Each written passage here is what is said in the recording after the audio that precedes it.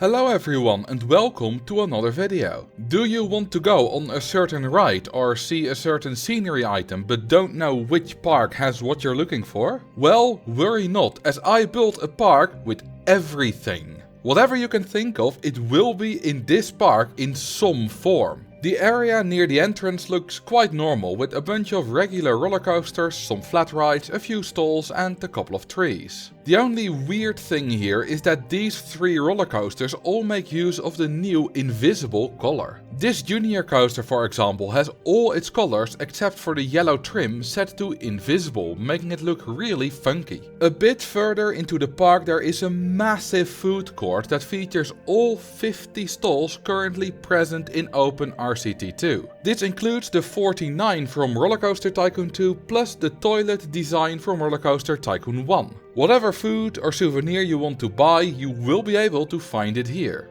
To the side we have 11 different variants of the Twist ride. RCT2's Time Twister and Wacky Worlds expansions added a ton of reskins of existing rides and none got as many as the Twist. From a massive spider to a Tommy gun to Italian policeman? I can't believe how many random hyper-specific ride skins were added, and we will see a lot more of this nonsense later on. Behind the Hardline Twister coaster is a section with every single path type and every single path ornament. There are horizontal and sloped paths, both with and without land below them, and every single support style is used as well here. Starting from the hardline side, there are all benches, then all bins, followed by jumping fountains and snowballs on top, lanterns on the way down, and then all of these signs at the very end. On the other side of this path party are 56 Ferris wheels, each in a different color. From black to brown to yellow to red to blue to all the many shades of green.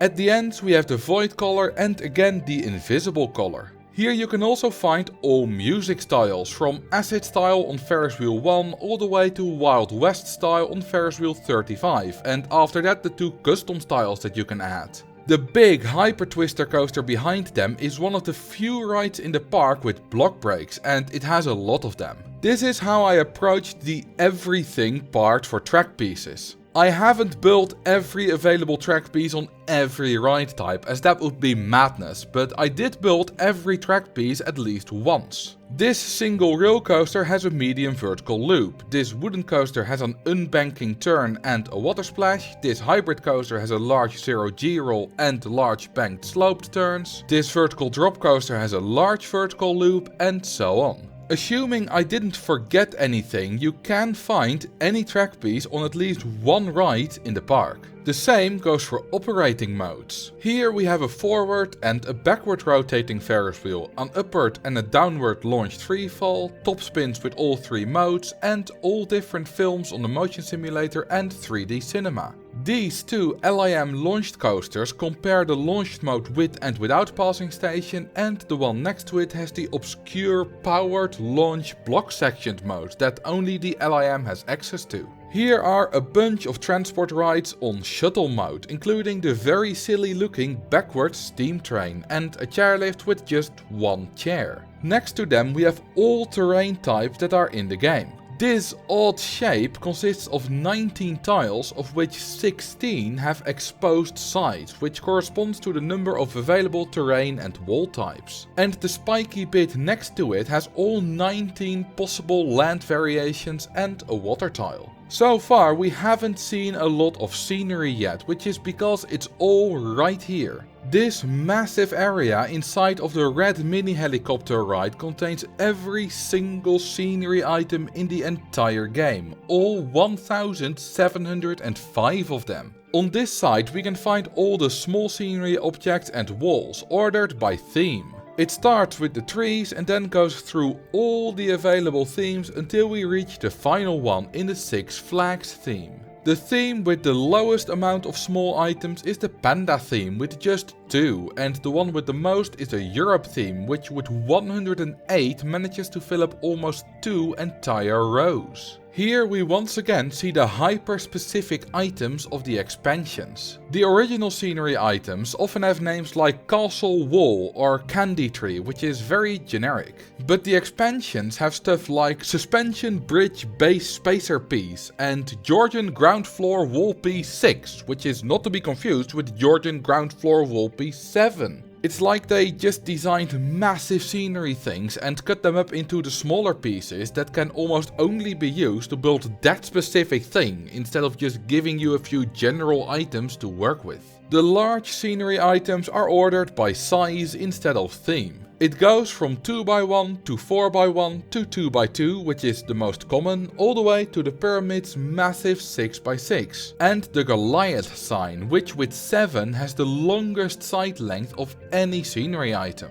It's quite interesting to see all scenery items placed next to each other like this. I'm not sure why, but I expected them to take up much more space than they already do. Anyway, back to the rest of the park. In the middle there are a lot of fairly generic rides. There is a multi-dimension coaster, a Virginia reel, a splash boats and so on. If we continue building rides like this, it will take forever to include all the possible train types, so we need to get more efficient. And that's when we move to the back of the park, where there are over 100 microcoasters to make sure that we have every available train type on every ride type in the game. From the normal, hot rod and boomerang trains of the air-powered vertical coaster to the soapboxes, horses, racing raptors, jousting knights, motorbikes and hoverbikes of the steeplechase. The worst offender here is the car ride, which has a massive 12 different available car types, which are vintage cars, sports cars, racing cars, pickup trucks, Pegasus cars, husky cars, hover cars, Cheshire cats, carnival lizard cars, carnival frog cars, carnival butterfly cars,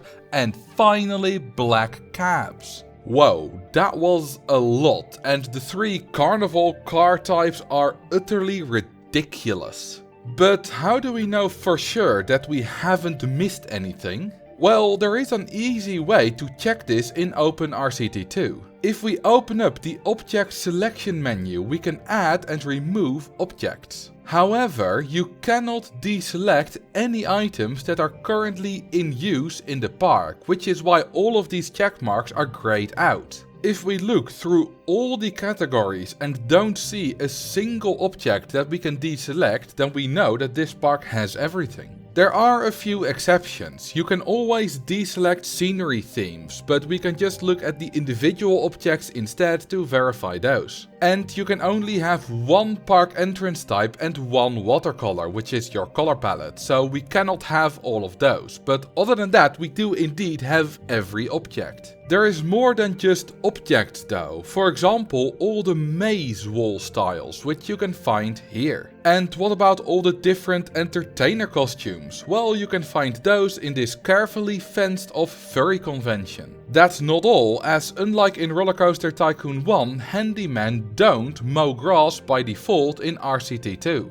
Therefore, I built a massive slab of grass and put 2 mowing handymen on top of it. Another thing you could forget about are the right entrance and exit styles. The steeplechases, mini suspended coaster and reverser coasters each have 1 of the 12 original and 2 OpenRCT2 exclusive styles. And what about a Mobius coaster? We have 1 of those too, and if that doesn't take your synchronization fancy, you can also go on 1 of these 2 separate synchronized wooden coasters. Oh, and does this park have a way to void the guests? Of course it does, as right here there is a classic 1-tile death maze that has voided over 2,000 guests already. Here is a beheaded rotodrop, here is a queue line with TVs, and here is a ride with reversed trains. In terms of speed, we have a very large range to offer. This Giga Coaster reaches a top speed of over 300 km per hour, and the steel mini coaster next to it reaches the slowest possible speed in the game of 0 km an hour. The same goes for the ride ratings. These laydown coasters have extreme intensity and nausea ratings, while the Giga Coaster with taxi trains next to it has an extreme excitement rating.